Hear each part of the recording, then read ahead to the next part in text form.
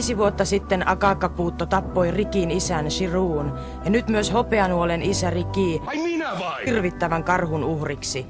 Molemmat kohtasivat kuoleman lumisilla vuorilla.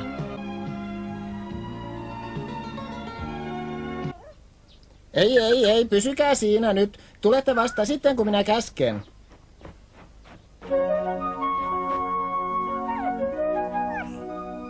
No niin, tänne kaikki 3.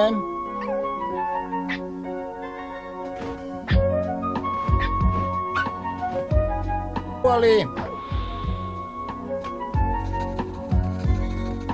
Päivä on huoleton. Rauhoittukaa, ette voi lähteä vielä kotiin.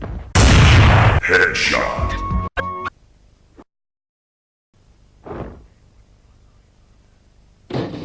En voi tuhlata aikaa täällä.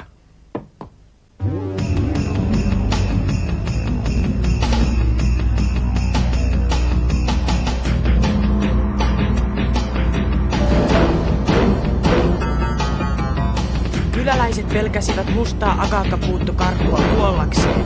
Kukaan ei uskaltautunut vuorille niin kauan kuin se vaelsi vapaana. Akakapuutto seisoi yksin keskellä lumimyrskyä. Onpa kylmä. Nenäkin on...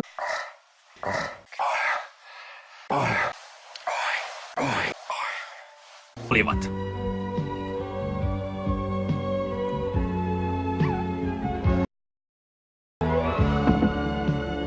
Olen tosissani. Sinunkin on paras ottaa tämä vakavasti. Ylös! Sinun on opittava sietämään kipua, kun taistelet karhua vastaan. Alkulämmittelyä. Anneli Mansikkaa. Anteeksi, että mä oon myöhässä, mutta mä tulin kukkakaupan kautta. Haluut sä turpaas?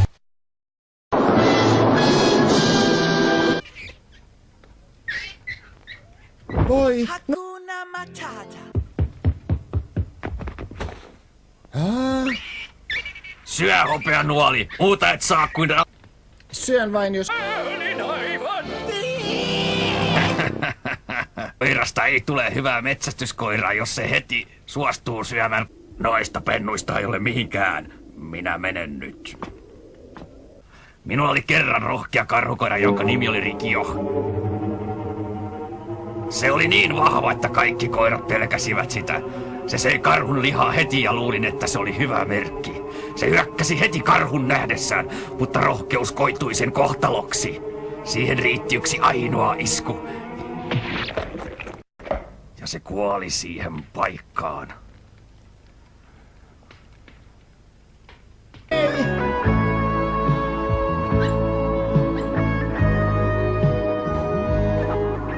Koska Hopeanuoli oli tiikeriraitainen pentu, sen tulevaisuus oli jo määrätty. Se oli vasta vajaan kuukauden vanha ja edessä olivat vaikeat ajat.